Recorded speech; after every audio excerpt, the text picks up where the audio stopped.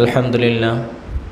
মোহতারাম হাজরিন, আল্লাহ রাব্বুল আলামিনের অশেষ মেহেরবানিতে পবিত্র জুমার দিনে এই পবিত্র মাস রবিউল আউয়াল মাসে আমাদেরকে জুমার সালাত আদায়ের জন্য মসজিদে আসার এবং বসার তৌফিক দান করেছেন। এজন্য সে রব্বুল আলামিনের দরবারে শুকরিয়া আদায় করি, সকলেই বলি আলহামদুলিল্লাহ। দরুদ ও সালাম বর্ষিত হোক আকায়ে নামদার তাজদার মদিনা সৈয়দুল মুরসালিন ও রহমাতুল লিল আলামিনের প্রতি, সকলেই বলি সাল্লাল্লাহু আলাইহি ওয়াসাল্লাম। রাসূলুল্লাহ সাল্লাল্লাহু আলাইহি ওয়াসাল্লামের আগমনের মাস চলমান। গত সপ্তাহে রাসূলুল্লাহ সাল্লাল্লাহু আলাইহি ওয়াসাল্লামের দুনিয়াতে আগমনের পূর্বে যে সমস্ত অলৌকিক ঘটনা আল্লাহ রাব্বুল আলামিন ঘটিয়েছেন সেই সম্পর্কে কিছু আলোচনা করেছি। রাসূলুল্লাহ সাল্লাল্লাহু আলাইহি ওয়াসাল্লাম আমাদের এবং সমগ্র জগৎবাসীর জন্য রহমত স্বরূপ আল্লাহ তাআলা প্রেরণ করেছেন। ওমা আরসালনাকা ইল্লা রাহমাতাল লিল আলামিন। সমগ্র জগতের জন্য তার সূরাত, তার সিরাত সমস্ত কিছু আমাদের জন্য অনুসরণীয় এবং চিন্তা করার মতো একটা বিষয়।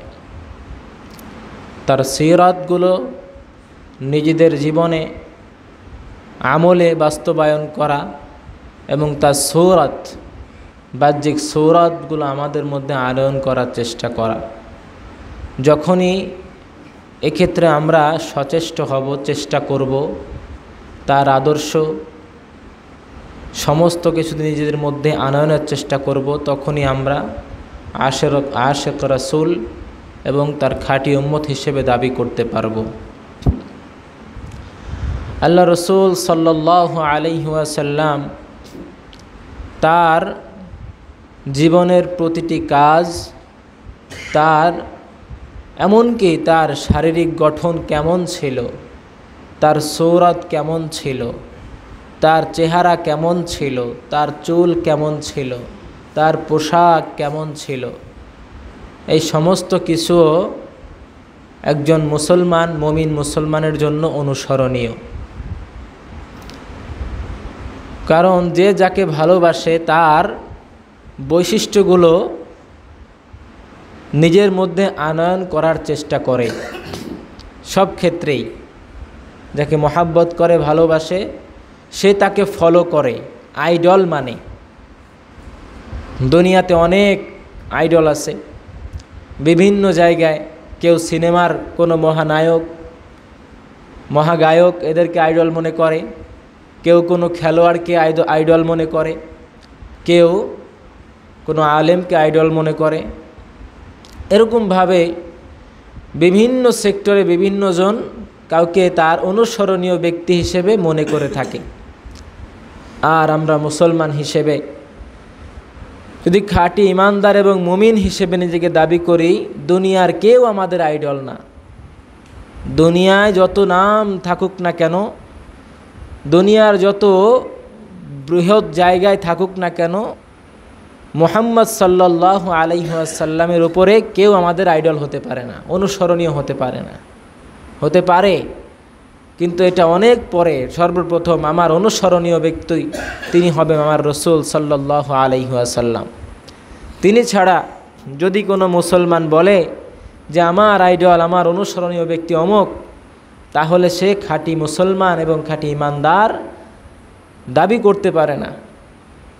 এজন্য আমার রসুল তার সূরাত কেমন ছিল এটাও আমাদের জানা দরকার। তার বাহ্যিক চেহারা কেমন ছিল, হুবহু তার চেহারা আমাদের মতো আমাদের হবে না, কিন্তু তিনি কিভাবে তার গঠন তৈরি করেছেন, সূরাত রেখেছেন, তিনি কিভাবে চুল রেখেছেন, তিনি কিভাবে দাড়ি রেখেছেন, তিনি কিভাবে পোশাক পরিধান করেছেন, এগুলো আমাদের জন্য অনুসরণীয়। আল্লাহ রসুল সাল্লাল্লাহু আলাইহি ওয়াসাল্লামের পূর্ণাঙ্গ স্ট্রাকচার, শারীরিক গঠন হাদিসের কিতাবের মধ্যে এসেছে। একেবারে চুল থেকে, মাথা থেকে শুরু করে পা পর্যন্ত আল্লাহ রসুলের গঠন কেমন ছিল এই বিষয়ে হাদিসের মধ্যে শামায়েলে তিরমিজি নামক একটি হাদিসের গ্রন্থ বিস্তারিত আলোচনা করা হয়েছে। সেই হাদিসে কিতাবের আলোকে কিছু আলোচনা করব, যেভাবে তুলে ধরা হয়েছে ধারাবাহিক হাদিসগুলোর মধ্যে। আরও বুখারী শরীফ বড় বড় হাদিসের কিতাবের মধ্যে রাসূলুল্লাহ সাল্লাল্লাহু আলাইহি ওয়াসাল্লামের বাহ্যিক গঠন তুলে ধরা হয়েছে, কেমন ছিল, তার সূরত কেমন ছিল। আল্লাহ রসুল সাল্লাল্লাহু আলাইহি ওয়াসাল্লাম তার মুখের থুথু লালা, এটারও কতটুকু মূল্য, কতটা দাম, কতটা মাহাত্ম্য গুরুত্ব ছিল এই লালার, এই প্রসঙ্গে অসংখ্য অগণিত হাদিস আছে। এই থুথুর সম্পূর্ণ বডিটা, আমার রসুলের পুরা শরীরটার মধ্যেই আমাদের প্রত্যেকের জন্য আদর্শ আছে। এই সূরত আমাদের মধ্যে আনয়ন করা। যদি মাথার দিকে দেখি, তেনার মাথার চুল কেমন ছিল, আল্লাহ তাআলা তাকে দান করেছেন চুল। আল্লাহ রসুল সাল্লাল্লাহু আলাইহি ওয়াসাল্লামের চুল ছিল একেবারে কোঁকড়ানোও ছিল না, আবার অনেক কি বলে ওটাকে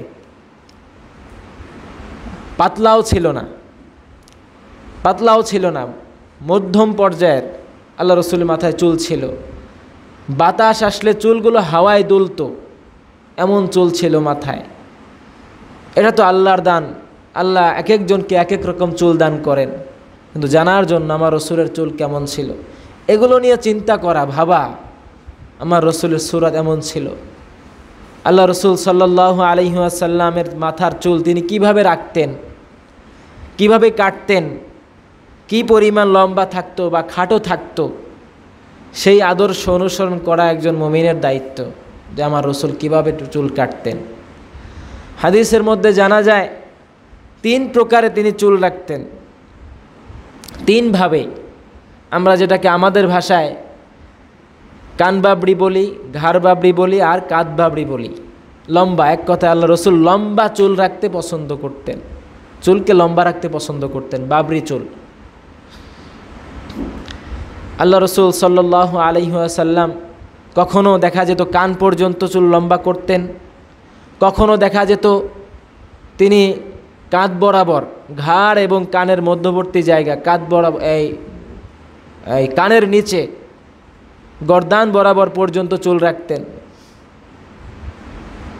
আবার কখনো আরও লম্বা করতেন, ঘাড় বাবড়ি পর্যন্ত, কাঁধ বাবড়ি, কান বাবড়ি, ঘাড় বাবড়ি আর কাঁধ বাবড়ি, 3 বাবড়ি তিনি রাখতেন। এই 3 প্রকারের চুল তিনি বেশি রাখতেন, এবং সাহাবাই কেরামও এইভাবে তার অনুসরণ করে তারা এইভাবে চুল রাখতেন। অথচ সেই আদর্শ বর্তমান সময়ে আমরা বিলুপ্তির পথে, অনেকেই রাখে, ওলামায়ে কেরাম, অনেক ওলামায়ে কেরাম এই বাবড়ি চুল রাখেন, অনেক দিনদার ভাইয়েরাও এই চুল রাখেন। অথচ আল্লাহ রসুল সাল্লাল্লাহু আলাইহি ওয়াসাল্লামের এই আদর্শ, এই চুলের আদর্শ আমাদের মধ্যে স্বাভাবিকভাবে উঠে গেছে। যদি কেউ লম্বা চুল রাখে, আবার অনেকে দেখা যায় লম্বা চুল রাখে কিন্তু দাড়ি রাখে না। দাড়ি রাখা কি রসুলের সুন্নত কিনা? দাড়ি রাখা রসুলের সুন্নত? কোনো সন্দেহ আছে? যদি কেউ সন্দেহ করে তাহলে কিন্তু সমস্যা আছে। দাড়ি লম্বা খাটো সেটার হিসাব ভিন্ন, সেটার আলোচনা ভিন্ন। লম্বা রাখা খাটো রাখা এটা ভিন্ন আলোচনা, কিন্তু দাড়ি যে রেখেছেন আল্লাহ রসুল, এই ব্যাপারে কারো কোনো সন্দেহ নাই। বিভিন্ন মাযহাবে এমনও মাযহাব আছে দাড়ি একেবারে খাটো খাটো রাখছেন, আরব বিশ্বে দাড়ি খাটো রাখেন, অনেকে লম্বা রাখেন, আমরা লম্বা রাখি, অনেকে খাটো রাখে, এটা ভিন্ন হিসাব। কিন্তু দাড়ি রেখেছেন, দাড়ি রাখা সুন্নত, এই বিষয়ে কারো কোনো দ্বিমত নাই, কোনো মাযহাবে নাই। লম্বা খাটোর ক্ষেত্রে দ্বিমত আছে, কোনো মাযহাবে লম্বা রাখে, কোনো মাযহাবে খাটো রাখতেছে, কিন্তু দাড়ি রাখতে হবে। দাড়ি রাখে আল্লাহ রসুলের সুন্নত। অনেকে দেখা যায় একেবারে দাড়ি ক্লিন শেপ করে রেখে লম্বা চুল রাখে, বাউল সাজে, যাদেরকে আমরা বাউল হিসেবে চিনি। এটা কিন্তু কখনোই সুন্নত না। চুল লম্বা রেখেছে কিন্তু দাড়ি রাখে নাই, এটা সুন্নত পরিপন্থী। চুল লম্বা রাখার ব্যাপারে আল্লাহ রসুল সাল্লাল্লাহু আলাইহি ওয়াসাল্লাম অতটা গুরুত্ব আরোপ করেন নাই, কিন্তু দাড়ি রাখার ব্যাপারে দাড়ি রাখাকে ওয়াজিব করে দিয়েছেন। দাড়ি রাখা ওয়াজিব করেছেন, দাড়ি রাখতে হবে। ছোট রাখো বড় রাখো, দাড়ি রাখতে হবে। দাড়ি রাখা একটা বাধ্যতামূলক সুন্নাহ। বাধ্যতামূলক সুন্নাহ যেটা করে দেন ওটা উম্মতের জন্য ওয়াজিব হয়ে যায়, উম্মতের জন্য ওয়াজিব হয়ে যায়। এজন্য আমাদের প্রত্যেকের চেষ্টা করতে হবে আল্লাহ রসুলের এই সুন্নতকে জিন্দা করার জন্য, নিজের জীবনে বাস্তবায়ন করার জন্য। যেটা বলছিলাম, চুল রাখতেন আল্লাহ রসুল এই 3 প্রকারে। আল্লাহ রসুল সাল্লাল্লাহু আলাইহি ওয়াসাল্লাম যখন মাথার চুল লম্বা হয়ে যেত, চুলের মাঝখানে সিঁতি করতেন, মাঝখান বরাবর সিঁতি করতেন। আল্লাহ রসুল সাল্লাল্লাহু আলাইহি ওয়াসাল্লামের সামনের কিছু চুল এবং সামনের কিছু দাড়ি পাকা পাকা থাকতো, যুবক বয়সে দেখা যায় সাদা হয়ে গেছে। কিন্তু যখন তেল লাগাতেন, তেল লাগানোর পরে ওই পাকা সাদা চুল আর দেখা যেত না, কালো হয়ে যেত। আল্লাহ রসুল সাল্লাল্লাহু আলাইহি ওয়াসাল্লামের কপাল মোবারক কেমন ছিল? তার কপাল মোবারক ছিল প্রশস্ত, প্রশস্ত ছিল কপাল। এই জাবিহাটা ছিল অনেক প্রশস্ত, অর্থাৎ একজন নেতৃত্ব দেওয়ার মতো ব্যক্তিত্ব যিনি হন, তার শারীরিক গঠনটাও একটু অন্যরকম হতে হয়, যেটা আল্লাহ রসুলের ছিল। আল্লাহ রসুল সাল্লাল্লাহু আলাইহি ওয়াসাল্লামের চেহারা কেমন ছিল? চেহারা একেবারে গোল ছিল না, কিন্তু গোলের আকৃতি ছিল। সম্পূর্ণ গোল না, কিন্তু গোলের আকৃতি। হাদিসের ভাষা এভাবে ধারাবাহিকভাবে বলে দেওয়া হয়েছে, এমন এমন ছিল। সাহাবায়ে কেরাম বর্ণনা করেছেন। আল্লাহ রসুল সাল্লাল্লাহু আলাইহি ওয়াসাল্লামের নাসিকা কেমন ছিল? উঁচু ছিল নাকটা, এমনভাবে দূর থেকে দেখলে মনে হতো এই নাকের মাথা দিয়ে নূর চমকাচ্ছে। সুবহানাল্লাহ, একটা আলো দূর থেকে দেখলে মনে হয় একটা আলো নাকের মাথায়, নূর, একটা বাতি জ্বলছে চেহারার মধ্যে, এমন ছিল। আল্লাহ রসুল সাল্লাল্লাহু আলাইহি ওয়াসাল্লামের এই চোখের ভুরু কেমন ছিল? চোখের ভুরু মানুষের সৌন্দর্য, যার এই চোখের ভুরুটা যত ঘন, তার চেহারার সৌন্দর্য তত বেশি ফুটে ওঠে। আমার রসুলের ভুরু ছিল ঘন, অনেক একেবারে কালো, কঠিন কালো এবং ঘন ছিল। আরেকটা হাদিসের মধ্যে এসেছে, আল্লাহ রসুল সাল্লাল্লাহু আলাইহি ওয়াসাল্লাম যখন রেগে যেতেন, তিনি রাগ করতেন, তিনি যখন বয়ান করতেন, আলোচনা করতেন, বিভিন্ন ভয়ঙ্কর বিষয় যখন তুলে ধরতেন, রেগে যেতেন। গুনাহের ক্ষেত্রে যখন মানুষকে সতর্ক করতেন, যখন তাফসীর করতেন, তখন আল্লাহ রসুল রেগে যাওয়ার পরে এই কপালের মাঝ বরাবর একটা রগ ফুলে যেত, ফুলে যেত একটা রগ। এমন সচরাচর দেখা যেত না কাউকে। তার বিশেষ একটা রগ এখানে ছিল, যেটা ফুলে যেত, লাল হয়ে যেত। আমাদের চোখের নিচে এইখান দিয়ে কালো হয়ে যায় না? চোখের নিচে কালো হয়ে যায়, অথচ আল্লাহ রসুলের এই জায়গাটা ছিল লাল, একেবারে লাল হয়ে যেত, লাল বর্ণ। তার চেহারার যেই গঠন, মুখ একেবারে ফোলাও ছিল না, আবার একেবারে চেপেও ছিল না আমাদের মতো। সুন্দর একটা গঠন, সুন্দর একটা আকৃতি আল্লাহ তাআলা তাকে দান করেছিলেন। এক সাহাবীকে, যায়েদ ইবনে সামুরা রাদিয়াল্লাহু তাআলা আনহুকে জিজ্ঞাসা করা হলো যে রসুলের সৌন্দর্য সম্পর্কে। তখন তিনি বললেন, আমি আল্লাহ রসুল সাল্লাল্লাহু আলাইহি ওয়াসাল্লামের দিকে রাতের বেলায় একবার তিনার চেহারার দিকে তাকাই, আবার আসমানের তারকা এবং চন্দ্রের দিকে তাকাই। আল্লাহর কসম, আসমান এবং আসমানের যেই তারকা এবং চন্দ্র, এর থেকেও শত শত গুণ সৌন্দর্য আমার রসুলের চেহারায় আল্লাহ রাব্বুল আলামিন দান করেছেন। সুবহানাল্লাহ, এত সৌন্দর্য তিনি পেয়েছেন, এত নূর আল্লাহ তাআলা তার মধ্যে দিয়েছেন। একটা আলো, তিনি জন্মগতভাবে এই দুনিয়ার জন্য আলো, জন্মগতভাবে এই দুনিয়ার জন্য রহমত। গত সপ্তাহে বলেছি, যখন তিনি জন্মগ্রহণ করেন, জন্মের পূর্বে হজরতে মা আমিনা রাদিয়াল্লাহু তাআলা আনহা এর ভেতর থেকে একটা নূর বের হয়েছে। এমন একটা নূর বের হয়েছে যেটা পূর্ব পশ্চিম উত্তর দক্ষিণ সর্ব জায়গায় আলোকিত করে দিয়েছে, যেই আলোটা আম্মাজান ছাড়া কেউ দেখতে পান নাই। অর্থাৎ দুনিয়ায় আলো ছড়াবে এমন একটা মেসেজ তিনি দুনিয়াতে আসার আগেই দুনিয়ার মুখে চলে আসলো। তিনি একটা আলো ছিলেন, যেই আলো এখন পর্যন্ত আমাদের মধ্যে বিরাজমান, এমনকি কিয়ামত পর্যন্ত এই দুনিয়া যতদিন টিকে থাকবে তার এই নূর, তার এই আলো কিয়ামত পর্যন্ত অবশিষ্ট থাকবে। দুনিয়ার মধ্যে যতদিন দুনিয়া থাকবে তার এই আলো দুনিয়ার মধ্যে অবশিষ্ট থাকবে দুনিয়ার বুকে। এমনকি পরকালে তার এই আলো সবার আগে, সবার উপরে থাকবে। তার উম্মত ছাড়া দুনিয়াতে অন্য কোনো নবীর উম্মত জান্নাতে আগে যেতে পারবে না। তিনি ছাড়া আর কেউ সুপারিশ করতে পারবে না, তার নূর সর্বপ্রথম সুপারিশ করবে। যখন কোনো নবীর সাহস হবে না আল্লাহর দরবারে সুপারিশ করার, বিচার কার্য শুরু করার জন্য আল্লাহর কাছে মিনতি করার যখন কারো কোনো শক্তি থাকবে না, সাহস থাকবে না, যখন সকলেই সেই আমার দয়াল নবীর কাছে গিয়ে হাত পাত দিয়ে আপনি আল্লাহর কাছে আরজ করুন তিনি যেন আমাদেরকে পরিত্রাণ দান করেন, এই ময়দান থেকে আমাদের একটা ফয়সালা করে দেন, এমন একটা বিভীষিকাময় অবস্থায় আল্লাহ রসুল সাল্লাল্লাহু আলাইহি ওয়াসাল্লাম আল্লাহর কাছে আরজ করবেন।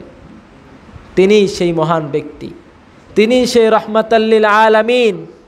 তিনি শুধু এই জগৎবাসী, এই দুনিয়ার জন্য রহমত না, তিনি এই দুনিয়ার জগৎ এবং পরকালীন জগৎ উভয় জগতের জন্য রহমাতাল লিল আলামিন, রহমত। তিনার এই রহমত, তিনি এখনও, তিনি যেই রওজায় শুয়ে আছেন তিনি জীবিত না মৃত? জীবিত। আমার নবী জীবিত, এখনও তার উম্মতের জন্য তিনি কান্দেন। রওজায় শুয়ে উম্মত কিভাবে সঠিক পথ প্রাপ্ত হবে, গোমরাহি থেকে ফিরে এসে হেদায়েতের পথে চলবে, এজন্য তার সর্বদা আল্লাহর কাছে মিনতি করছেন কিভাবে তার এই বান্দা, তার এই উম্মতরা সঠিক পথ পেয়ে যায় সর্বদা। এজন্য সেই রসুল, সেই রসুলের আদর্শগুলো, তার সেই মহান আদর্শগুলো আমাদের মধ্যে আনয়ন দরকার আছে কিনা? তার আদর্শগুলো নিজের জীবনে বাস্তবায়ন করার দরকার আছে কিনা? আছে। আজকে যদি তার আদর্শ আমার সম্পূর্ণ এই 3.5 হাত বডির মধ্যে আমি বাস্তবায়ন করতে পারি, আমার শরীরে, আমার চেহারায়, আমার চলনে বলনে, আমার আদর্শে, আমার মুআমালাত মুআশারাত সর্বক্ষেত্রে যখন রসুলের আদর্শ বিরাজমান থাকবে, বিদ্যমান থাকবে, তখন সেই হাউজে কাউসারের পানির জন্য যদি আমি নাও যাই, আমি কাতারে যদি নাও দাঁড়াই, আমার রসুল কিন্তু ঠিকই আমাকে খুঁজে নিবে।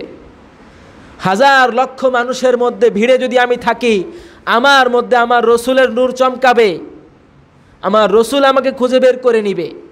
সেই হাউজে কাউসারের পানির জন্য আমাকে লাইন দাঁড়াতে হবে না, লাইনে থাকতে হবে না, যদি আমার মধ্যে আমার রসুলের আদর্শগুলো থাকে, রসুলের সুন্নাহগুলো থাকে, রসুলের রেখে যাওয়া যত সুন্নাহ রয়েছে এগুলো যদি আমার মধ্যে থাকে, তাহলে আমার হাউজে কাউসারের পানি এমনি আমার কাছে চলে আসবে। রসুল আমার নাম ধরে ডাকবে, হে অমুক আসো, চলে আসো। আর যাদের মধ্যে রসুলের আদর্শ থাকবে না, রসুলের সুন্নাহ থাকবে না, যাদের চেহারার মধ্যে সুন্নত থাকবে না, তারা যতই রসুলের সামনে যাক, যতই কাকুতি মিনতি করুক, রসুলের সেই হাউজে কাউসারের পানি তার নসিবা হবে না। এজন্য আল্লাহ রসুলের সুন্নাহ, রসুলের আদর্শগুলো আমাদের জীবনে বাস্তবায়ন করতে হবে। আল্লাহ রসুল সাল্লাল্লাহু আলাইহি ওয়াসাল্লাম, তার মাহাত্ম্য এবং গুরুত্ব এত বেশি, আজকে আমাদের কাছে তার গুরুত্ব এবং মাহাত্ম্য কমে গেছে, তার ভালোবাসা কমে গেছে, তার আদর্শগুলো আমরা ভ্রুক্ষেপ করতে চাই না, তার আদর্শগুলো মানতে চাই না, তার সুন্নাহগুলো বাস্তবায়ন করতে চাই না। তার মহান কৃতিত্ব, রাসূলুল্লাহ সাল্লাল্লাহু আলাইহি ওয়াসাল্লামের যে থুতুর দাম, হাদিসের মধ্যে এসেছে, তার থুতু যেই ক্ষত স্থানে লাগানো হতো সেই ক্ষত স্থান ভালো হয়ে যেত। সুবহানাল্লাহ। খাইবারের যুদ্ধে যখন যুদ্ধ কোনোভাবেই শেষ হচ্ছে না, যুদ্ধে বিজয় অর্জন করা যাচ্ছে না, তখন রাসূলুল্লাহ সাল্লাল্লাহু আলাইহি ওয়াসাল্লাম, তখন যুদ্ধে যারা শত্রুপক্ষ ছিল তারা ছিল বিশাল এক প্রাসাদের মধ্যে আবদ্ধ, কোনোভাবেই তাদের প্রাসাদের দরজা ভাঙা যাচ্ছে না। আল্লাহ রসুল সাল্লাল্লাহু আলাইহি ওয়াসাল্লাম ঘোষণা করলেন, আগামীকাল সকালে আমি এমন একজন ব্যক্তির কাছে আমি এই যুদ্ধের পতাকা দিব যার হাতে আমাদের এই বিজয় অর্জন হবে, ইনশাআল্লাহ বিজয় অর্জন হবে। তখন রাতে সকলের মধ্যে কানাঘষা শুরু হয়ে গেল, কার কাছে, কে এমন ব্যক্তি যার হাতে এই কঠিন বিজয়, যেই বিজয় অন্য অন্য সকল বিজয় অতি সহজে আমরা অর্জিত হয়েছে আমাদের, কিন্তু এই কঠিন যুদ্ধ এমন কে যার হাতে পতাকা দেওয়ার সাথে সে বিজয় নিয়ে আসবে, বিজয় নিশান উত্তোলন করবে। সকলের মধ্যে একই চিন্তা, কাকে দিবে। পরদিন সকাল হয়ে গেল, সকালবেলা সকলে আগ্রহী উচ্ছ্বাস নিয়ে উপস্থিত যে কার হাতে এখন সেই নিশান দেওয়া হবে, বিজয় নিশান। রাসূলুল্লাহ সাল্লাল্লাহু আলাইহি ওয়াসাল্লামের সামনে গিয়ে সকলে উপস্থিত হয়ে গেল। রাসূলুল্লাহ সাল্লাল্লাহু আলাইহি ওয়াসাল্লাম সকলকে একত্রিত হয়ে সেখানে ডাক দিলেন আলী ইবনে আবি তালিবকে, বললেন আলী কোথায়? হযরত আলী রাদিয়াল্লাহু তাআলা আনহু সেখানে ছিলেন না। তখন জিজ্ঞাসা করলো কোথায়? তখন খবর আসলো তিনি অসুস্থ, তার চোখটা রোগাক্রান্ত হয়েছে, ঠিকমতো তিনি দেখতে পাচ্ছেন না, যে কোনো কারণে চোখটা ক্ষতগ্রস্ত হয়েছে। তখন আল্লাহ রসুল সাল্লাল্লাহু আলাইহি ওয়াসাল্লাম তাকে ডাকলেন, তার মুখ থেকে এক ফোঁটা লালা নিয়ে হযরত আলী রাদিয়াল্লাহু তাআলা আনহুর চোখে লাগিয়ে দিলেন। লাগানোর সাথে সাথে আলী রাদিয়াল্লাহু তাআলা আনহুর চোখ ভালো হয়ে গেল। সুবহানাল্লাহ। এটা কিন্তু কোনো বানানো গল্প না, একেবারে সহিহ সনদে অনেকগুলো হাদিসে বর্ণিত হয়েছে। আলী রাদিয়াল্লাহু তাআলা আনহু তিনি আল্লাহ এবং আল্লাহ রসুলকে ভালোবাসতেন, আল্লাহ এবং আল্লাহর রসুল আলী রাদিয়াল্লাহু তাআলা আনহুকে ভালোবাসতেন। আলী রাদিয়াল্লাহু তাআলা আনহুকে বলা হয় শের খুদা আলী, আল্লাহর শের, সিংহ, সিংহ পুরুষ ছিলেন। যেই খাইবারের ময়দানের যেই যুদ্ধের কপাট 40 জন মানুষ ধরে 40 জন সাহাবা একসাথে উত্তোলন করতে পারে না, সেই আলী একা এক হাতে সেই কপাট উত্তোলন করেছেন। আল্লাহ তাআলা এই ক্ষমতা তাকে দান করেছেন। সাহাবাদের মধ্যে শের ছিলেন তিনি। যেটা বলছিলাম, মূল উদ্দেশ্য রাসূলুল্লাহ সাল্লাল্লাহু আলাইহি ওয়াসাল্লামের এই থুতুর যেই দাম ছিল, যেই থুতু এমনকি তিনি যখন কোনো একটা পাত্র থেকে পানি পান করতেন, অবশিষ্ট পানিটুকু পর্যন্ত মিশক আম্বরের ঘ্রাণ হয়ে যেত। সুবহানাল্লাহ। মিশক আম্বর অর্থাৎ দুনিয়ার মধ্যে সবচাইতে দামি যেই সুগন্ধি, যেটা সচরাচর পাওয়া যায় না, হাজার হাজার টাকা মূল্যের, এমন একটা সুঘ্রাণ ছড়িয়ে পড়তো ওই পানির মধ্য থেকে। আল্লাহ তাআলা তার এমন থুতুর মর্যাদা দিয়েছিলেন, তার পূর্ণাঙ্গ শরীরের এতটা মূল্যায়ন করে দাম দিয়েছিলেন, অথচ সেই নবী কিন্তু রক্তাক্ত হয়েছে, তার শরীরকে ক্ষতবিক্ষত করা হয়েছে, তার দান মোবারক শহীদ হয়েছে সেই নবীর, যেই নবীর শরীরে মশা মাছি পড়াও হারাম ছিল, সেই নবীকে এমনভাবে ক্ষতবিক্ষত হতে হয়েছে। কি কারণে? ইসলামকে বিজয় করার জন্য, ইসলামকে দুনিয়ার বুকে প্রতিষ্ঠিত করার জন্য তিনি তিনার শরীরকে রক্ত ঝরিয়েছেন। আল্লাহ রসুল সাল্লাল্লাহু আলাইহি ওয়াসাল্লাম তিনার এই শরীরের মধ্যে প্রতিটা অঙ্গ প্রত্যঙ্গ, তার শরীরের যতটুকু আছে যেই সুন্নাহগুলো, তার মুখের যে সুন্নাহ রয়েছে, তার মাথার যে সুন্নাহ রয়েছে, তার পোশাকের যত সুন্নাহ রয়েছে, এই সমস্ত সুন্নাহ আমাদের জন্য আদর্শ। এই আদর্শগুলো যদি আজকে আমরা আমাদের মধ্যে আনয়ন করতে পারতাম, আমাদের জীবনের সকল ক্ষেত্রে দেখতে পেতেন কোনো হতাশা থাকতো না, কোনো আমাদের মধ্যে হতাশা থাকতো না। আজকে এই আদর্শ আমরা মানতে পারছি না, আনয়ন করতে পারছি না, এগুলো থেকে আমরা অনেক দূরে, আমল থেকে তো অনেক দূরে সরে গিয়েছি। আমলগুলো আমরা তো করতে পারি না, তার সুরতগুলো আমাদের মধ্য থেকে বিদায় নিয়েছে। আজকে আমাদের মুসলমান সন্তানদের মধ্যে অনেক এমন আছে, তাকে দেখে